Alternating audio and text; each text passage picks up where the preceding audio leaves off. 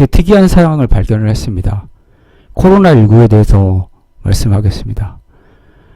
그 감염법, 예방법과 뭐 검역법 이런 것들 있잖아요. 의료법. 이거가 문제가 있다는 거에 대해서 말씀드리겠습니다. 그리고 헌법 10조를 위반을 했죠. 행복추구권을 위반한 거에 대해서 얘기를 하고자 합니다. 제가 처음 이제 처음에 그 법적으로 제가 책임을 질 수가 없습니다. 이 내용을. 왜냐면 제가 법률 전문가가 아니기 때문에. 그렇기 때문에 많은 변호사분들이 판단을 해주시기 바라면서 뭐 지적이 있으면 법적인 거에 대해서 지적을 해주면 뭐 감사하겠습니다.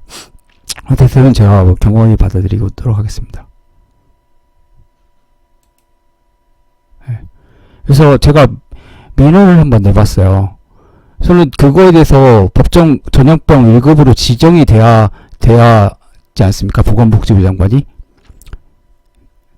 그거에 대해서 언제 지정이 됐는지 확인해 보고 싶었어요. 예. 그래서 제가 정보 공개 청구를 냈죠. open.go.kr에서 보건복지부의 감염법의 예방 및 관리에 대한 법률에 따라서 코로나19가 법정 전염병 1급으로 지정된 날짜면 시간이 언제입니까? 그리고 보건복지부 장관이 서명한 공문을 부탁합니다. 왜 그러냐면 이제 보건복지부 장관이 이걸 사인을 해야 이게 이제 지정이 되는 거잖아요. 대통령도 할 수 없고 시도 뭐 지사 장관도 할 수 없는 거잖아요. 이거 그쵸? 예. 법상 그렇게 됐잖아요. 그래서 이 사람들 보면은 이제 그래서 보건복지부에서 대답을 해줬어요. 예. 그래서 2020년 1월 8일에 얘네들이 지정을 했다. 예방법상 1급 감염병으로. 근데 이게 문제가 있습니다. 2월 달에 그 국회에서 20대 국회가 마지막으로 통과한 게 2월 달이에요. 2월 28일 날에 그 통과를 해준 거예요. 그리고 얘네들은 2월 10일 날에 우한폐렴으로 불렀잖아요. 처음에. 그러다가 신종 코로나 바이러스 감염증을 바꿨다. 이렇게 명칭을 바꿨다. 이 내용을 했어요. 근데 얘네들이 미리 이 당시 검역법에서는 보건복지부 장관이 이 코로나19 바이러스를 지정을 할 수가 없었어요. 그건 개정된 거잖아요. 2월달에 개정된 거잖아요. 그렇기 때문에 얘네들이 미리 한 거죠. 예. 그리고 이제 두 가지 PDF 파일을 공개를 해줬어요. 그래서 이거에 대해서 한번 살펴보겠습니다. 공개 내용은 이제 이렇게 됐어요. 2020년 1월 8일 검역법 정의 2조 보건복지부 고시에 따라서 보건복지부 장관이 긴급 검역조치 필요하다 인정한 감염병에 따라서 중국 우한시에서 발생하고 있는 원인 불명 폐렴을 보건복지부 장관이 긴급 검역 조치가 필요하다 인정되는 감염법인 신종감염병 증후군 감염법상 1급 감염병으로 공지를 했다고 해요. 근데 공지가 이걸 할 수가 없는 법이에요. 무슨 말씀 아시겠죠? 이거 다시 볼까요? 예. 4월달에 이걸 한 거거든요. 이때 그 검역법상으로 여기에 법정 일정 검역법에는 콜레라, 패스트, 황열, 사스, 메르스 이런 거잖아요. 신종 인플루엔자 이런 거잖아요. 예. 근데 이게 개정이 언제 됐습니까? 검역법에는 2020년 3월 3일로 돼 있잖아요. 그쵸? 그렇기 때문에 이 사람은 일조 검역법에 여기에 지금 없는 내용인데 자기네들이 넣은 거잖아요. 신종 코로나 바이러스를. 그런데 얘네들은 검역법상으로 얘네들이 안 된 걸 미리 통과도 안 된 거에 대해서 미리 지정했다고 이렇게 얘기를 하고 있습니다. 그쵸? 예. 그리고 감염법의 예방 및 관리에 보관하는 법률에도 여기도 에볼라 뭐 이렇게 있지만 사스랑 메르스는 최근에 지정됐잖아요. 신종 인플루엔자 이것도 그렇고. 그쵸? 사스는 뭐 2001년도, 메르스는 언제 2016년도인가요? 15년도? 그리고 신종 인플루엔자는 2009년도였죠. 이것들은 했으면, 그러니까 예를 들어서 제1급 감염병으로 지정을 하려면은 이 법에 있던가 아니면은 보건복지부 장관이 지정을 해야 되잖아요. 그리고 그것도 2020년 3월 4일 날 지정을 해야 돼. 그 이후로 지정을 해야 되잖아요. 근데 얘네들은 이 법이 개정되기 전에 미리 지정을 해버렸단 말이에요. 여기도 보면은 이게 개정된 거잖아요. 1급 감염병이랑 생물 테러 감염병 또는 치명률이 높거나 집단 발생 우려가 커서 발생 또는 유행 즉시 신고해야 하고 음압 격리가 와 같은 높은 수준의 격리가 필요한 감염병으로 다음 항목의 감염병을 말한다. 근데 이게 지금 예외 조항 있잖아요. 다만 갑작스러운 국내 유입 또는 유행이 예견되어 긴급한 예방 관리가 필요하여 보건복지부 장관이 지정하는 감염병을 포함한다. 그러면은 이건 지금 이 감염병은 그 코로나19를 말하는 거죠. 근데 이게 언제부터 통과를 했습니까?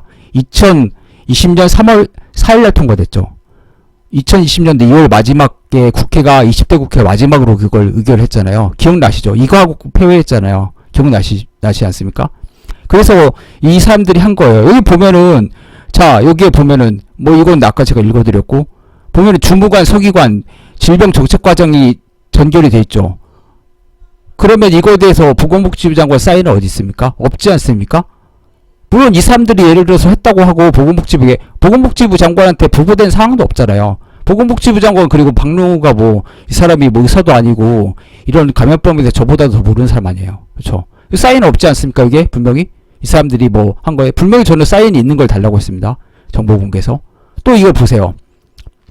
긴급 날짜 검역조치가 필요하다는 감염병 명칭 변경을 이제 코로나로 바꿨다. 코로나19로 원래 이제 우한 폐렴에서 바꿨다 이건데 이것도 날짜가 보면은 이전 박나영 김기남으로 돼 있지. 김기남에서 끝났잖아요. 보건복지부 장관 사인이 어디 있습니까?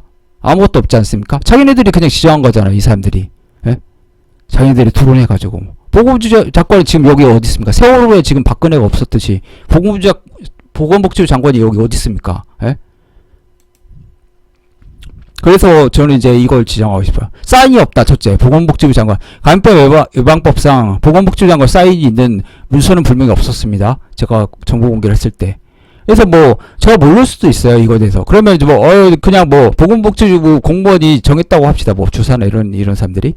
그러면은 감염병의 예방 및 관리에 관한 법률, 검역법, 의료법 개정안이 2월 26일에 통과를 했죠. 그리고 3월 달에 그게 이제 정식으로 된 거잖아요. 근데 이게 통과를 되려면은 국민들한테 그거에 대해서 타당한지 물어봐야 되는 그 조치가 있어야 되지 않습니까? 이거 자체도 불법 아닙니까? 그리고 1월 달에 얘네들이 했잖아요. 지정 자체는 자기 나름대로. 그렇기 때문에 무효죠. 이 전에 했던, 그러니까 법률이 제정되기 전에 3월 달 2월 26일에 통과하고 3월 달에 한 것 전에 한 것 자체는 무효지 않습니까? 자기네들이 했잖아요. 그냥. 자, 2월 26일에 통과됐고 3월달에 아까 한 게 그 있었잖아요. 그거 뭐 법제처 보면은 그 날짜 나와 있어요. 이건 뉴스인데 이거 찾아보면 있어요. 2월 26일 날 마지막 그 주간에 통과가 됐지 않습니까? 그래서 이건 검색해 보면 있으니까 2월 그 마지막 주에 통과돼서 3월 첫째 주에 바로 그걸 했네. 국민 의견 들어보지도 않고 이렇게 바로 되면 됩니까?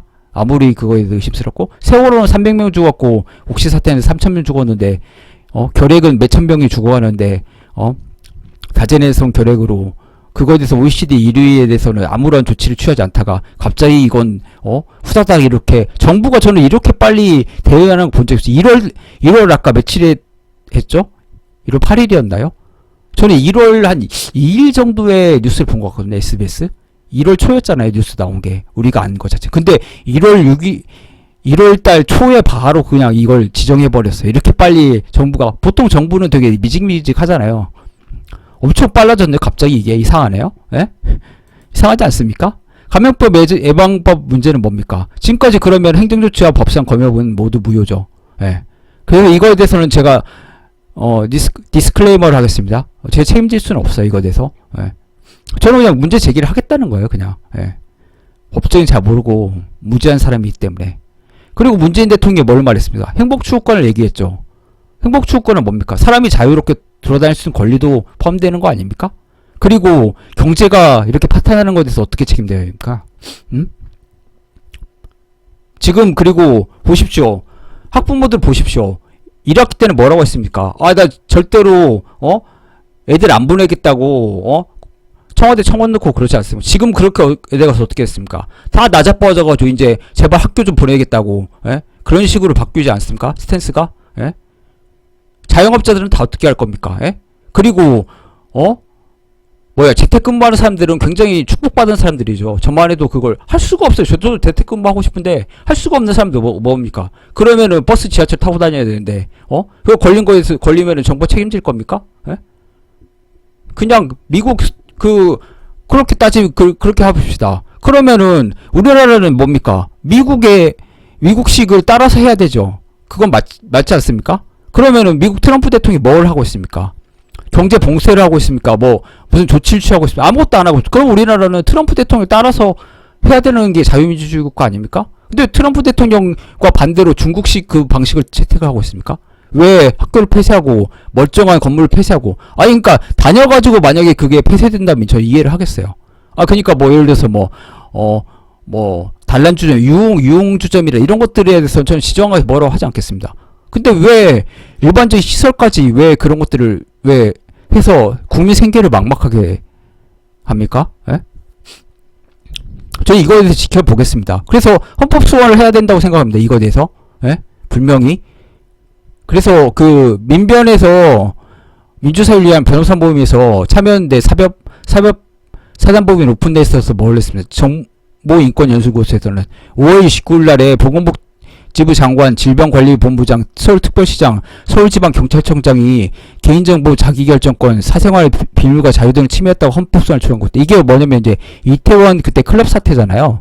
그때 국민의 이태원에 있는 사람들을 정보를 무단으로 수집했죠. KT나 이런 데 쪼아가지고. 그래가지고 그 사람들한테 문자 보냈잖아요. 왜 사람들을 유치 동선을 추적을 합니까? 예? 정부 왜 감시 국가를 만들려고 합니까? 예? 우리나라가 북한입니까? 중국입니까? 예? 왜 이걸 안 하는, 미국에서 안 하는 짓을 왜 한국에서 하고 있으며, 왜 우리나라는 대만보다도 처음에 발생이 높습니까? 중국을 폐쇄를 시키지 않아가지고 공항을 폐쇄시키고, 검역으로, 중국인들 받아들였기 때문에 1월달 이런 사태가 생긴 거 아닙니까? 그거에 대해서 왜 얘기하지 않고, 지금 이런 것들을, 잡들이 해가지고 왜 사람을 피곤하게 하고 있습니까? 힘들게 하고. 피곤한 것만은 아니죠. 사람들 생계에 걸린 문제고. 지금, 우리나라 OECD 자살률 1위고, 원래 30명, 30에서 50명이 죽었죠, 하루에. 지금 자영업자도 100명은 죽는데 왜 뉴스에서 내보냈지 않습니까? 왜 방송국에서 이런 사태에 대해서 보고를 하지 않습니까?